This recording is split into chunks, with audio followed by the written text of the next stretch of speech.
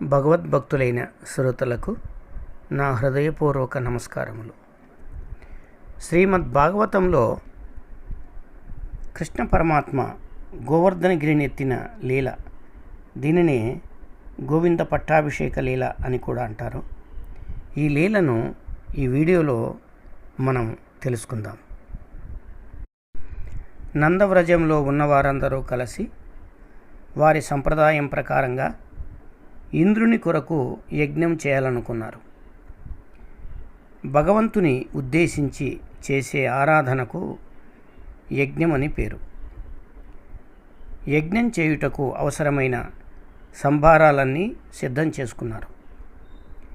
అయితే గోపాలకృష్ణుడు ఈ ఆరాధన ఎందుకు చేస్తున్నారు అని పెద్దలను అడిగాడు. అందుకు వారు సమాధానమిస్తూ, వర్షాన్ని ఇచ్చేవాడు ఇంద్రుడు. వర్షము వలనే మనకు సస్యము లభిస్తున్నది. గోవులకు గ్రాసము సమృద్ధిగా ఉన్నది. పాడి వృద్ధి చెందుతున్నది. అందుకు కృతజ్ఞతగా ఇంద్రునికి ఈ యజ్ఞాన్ని ప్రతి సంవత్సరము చేస్తున్నాము అని చెప్పారు. అందుకు కృష్ణుడు, ఎవరి కర్మకు తగిన ఫలము వారికి లభిస్తున్నది. మీరు పూజించదలిస్తే సమృద్ధిగా పాడినిస్తున్న గోవులను పూజించండి. గోవులకు వలసినంత పచ్చగడ్డిని ప్రసాదిస్తున్న గోవర్ధనగిరిని పూజించండి.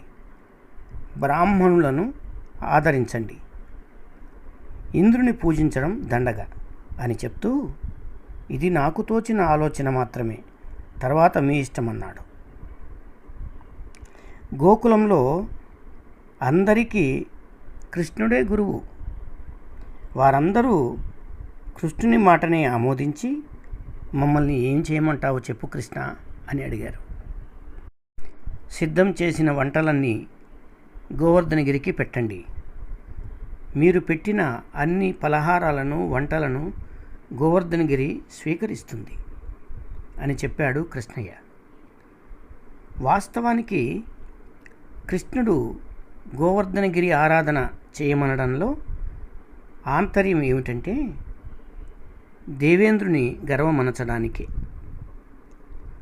శ్రీ మహావిష్ణువు దేవాది దేవుడు సాధారణ నరుని రూపంలో గోకులంలో గోపాలునిగా ఉంటూ సర్వబ్రహ్మాండాలను శాసిస్తున్నాడు. అందుకే దేవేంద్రుని పరీక్షింపదలచి ఈ గోవర్ధనగిరి ఆరాధన చేపిస్తున్నాడు. పరమాత్మ భావాన్ని ప్రకటించడానికై స్వామిచే చేయబడిన లీల ఈ గోవర్ధన ఆరాధన. గోకులంలోని అందరూ కలిసి గోవర్ధనగిరికి తాము చేసిన పిండి వంటలు, పలహారాలు నివేదన చేశారు. ఆశ్చర్యంగా కృష్ణుడు గోవర్ధనగిరి రూపంలో వారి నివేదన స్వీకరించాడు. గోకులమంతా సంతోషించింది. గోవర్ధనగిరి ఆయన స్వరూపమే. యజ్ఞం సార్థకమైందని భావించారందరూ. అందరూ తమ తమ ఇండ్లకు చేరుకున్నారు. ఇంద్రునికి కోపం వచ్చింది. ఈ గోపకులందరికీ పెరుగులు, నేతులు త్రాగి బాగా క్రొవ్వెక్కి కృష్ణుని మాట విని నాకు చేయాల్సిన యజ్ఞాన్ని మాని నన్ను నిర్లక్ష్యం చేశారు. కృష్ణుడు ఒక సామాన్య గోపాలుడు. అతడు చెప్పిన మాటలు విని నన్ను పూజించడం మానివేశారని కోపగ్రస్తుడై కుంభవృష్టి కురిపించమని మేఘాలను ఆదేశించాడు. మేఘాలు కుంభవృష్టి కురిపించాయి. గోకులమంతా కలత చెంది, కృష్ణ నీవే దిక్కని వేడుకున్నది. 7 ఏళ్ల వయసున్న గోపాలకృష్ణుడు గోవర్ధన పర్వతాన్ని తన చేతితో అవలీలగా ఎత్తి పట్టుకున్నాడు. సమస్తమైన బ్రహ్మాండము పైన పడ్డా నా చేయి ఇంచుకంతైనా కదలదు. అందరూ దీని క్రిందకు రండి అని అందరినీ పిలిచాడు.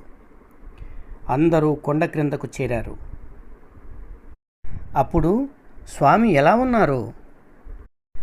ఒక చేతితో పర్వతాన్ని ఎత్తి పట్టుకుని రెండవ చేతిని నడుముపై పెట్టుకుని పాదం మీద పాదం పెట్టుకుని గోపాలులతో ముచ్చటిస్తున్నాడు. గోవులు దూడలు అన్నీ కొండ క్రిందకు చేరాయి. అందరూ సంతోషంగా ఉన్నారు.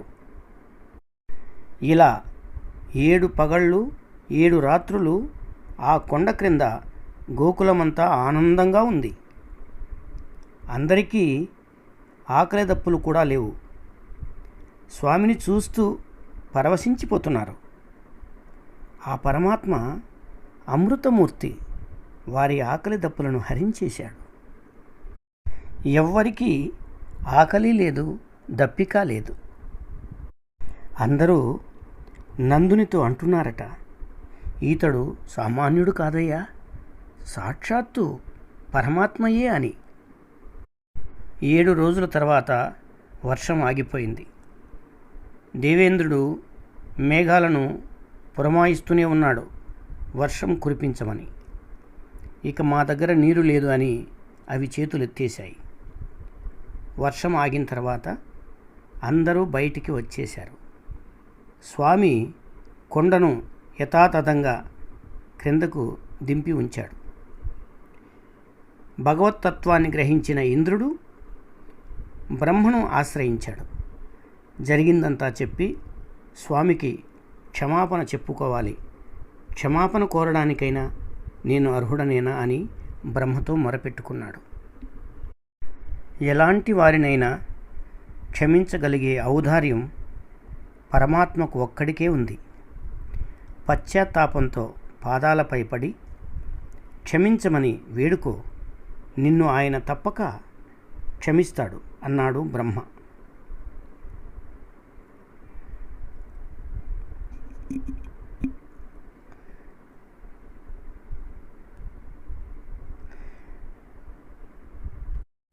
వెంటనే దేవేంద్రుడు తన సతీమణి అయిన శచీదేవి మరియు దేవబృందంతో అమరావతిలోని కామధేనువులను తీసుకుని బృందావనం చేరుకుని స్వామి పాదాలపై పడ్డాడు.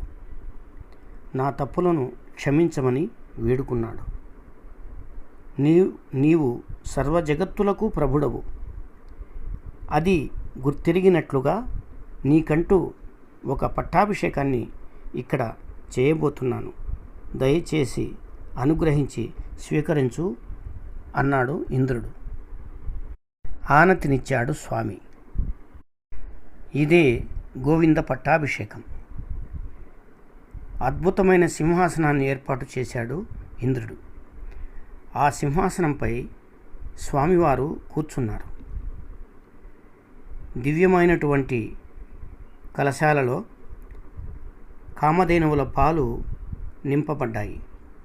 మరికొన్ని కలశాలలో ఆకాశ గంగాజలాలు నింపబడ్డాయి. ఆ కలశాలను ఋషులు మంత్రితం చేశారు. అందులో రమ్యమైన పల్లవములు పెట్టారు. మంత్రితమైన కలశాలను అష్టదిగ్గజాలు తమ తొండాలతో పట్టుకుని స్వామికి అభిషేకం చేశాయి. దేవర్షులు దేవమాతృకులతో కలిసి ఇంద్రుడు స్వయముగా దేవదేవునికి అభిషేకం చేస్తున్నాడు. సహస్ర రంధ్రములు గల బంగారు పల్లెరాన్ని శచీదేవి స్వామి శరము పైన పట్టుకొనగా దేవేంద్రుడు తన స్వహస్తములతో దివ్యమైన గంగాజలములను పోస్తూ ఉంటే స్వామికి అభిషేకం జరిగింది. తర్వాత స్వామికి దివ్య వస్త్రాభరణములను అలంకరింపజేసి ఆయన పాదాలపై పడి సాష్టాంగ దండ ప్రమాణములాచరించాడు ఇంద్రుడు. గోవింద గోవింద గోవింద అని ఎలుగెత్తి పిలిచాడు. ఆ వేళ తుంబురు నారదులు, సిద్ధచారణులు, గంధర్వులు హరిని కీర్తిస్తున్నారు. అమరకాంతలు ఆకాశంలో నృత్యం చేస్తున్నారు. దేవతలు పుష్పవర్షములు కురిపిస్తున్నారు. జగములెల్లా సంతోషమును పొందాయి. గోవులు పొదుగులు తమంత తాము పాలు స్రవిస్తున్నాయి. క్రొత్త నీటితో నదులు నిండుగా ప్రవహిస్తున్నాయి. అన్ని రకముల వృక్షములు కుసుమించి ఫలించి ఉన్నాయి. పర్వతాలు మణికాంతులతో ప్రకాశిస్తున్నాయి. ఎల్ల ప్రాణులకు ద్వేషభావం పోయింది. పగ కార్పణ్యాలు తొలగిపోయాయి. అక్కడ గోవులన్నీ గోపాలుని చుట్టూ ఉన్నాయి. గోవులు, గోపకులు, గోపికలు, గోవిందుడు, ఎంత రమ్యమైన దృశ్యం! ఇక్కడ గోవులన్నిటికీ పతివి నీవు, కావున గోవిందుడవు. ఇక్కడ గోవులన్నిటికీ పతివి నీవు, కావున గోవిందుడవు అను భావముతో ఇంద్రుడు గోవింద పట్టాభిషేకం చేశాడు. ఇది లీలపరంగా కృష్ణుడు గోవింద పట్టాభిషేకం చేయించుకున్నాడు. ఇందులోని పరమార్థం గో శబ్దానికి వైదికంగా చాలా అర్థములున్నవి. గోవులు అనగా కిరణములు, ఇంద్రియములు, వేదవాక్కులు, భూమి, ధేనువులు. గోవింద అంటే గోవుల చేత తెలియబడేవాడు, గోవులను తెలుసుకునేవాడు, గోవులను రక్షించేవాడు. గోవింద గోవింద గోవింద. గోవర్ధనగిరి ధారణ, గోవింద పట్టాభిషేకం ఈ రెండూ కలిపితే భగవానుని పరిపూర్ణ లీల. కృష్ణాయ గోవిందాయ గోపీజనవల్లభాయ నమః. కృష్ణాయ గోవిందాయ గోపీజనవల్లభాయ నమః. శుభమస్తు.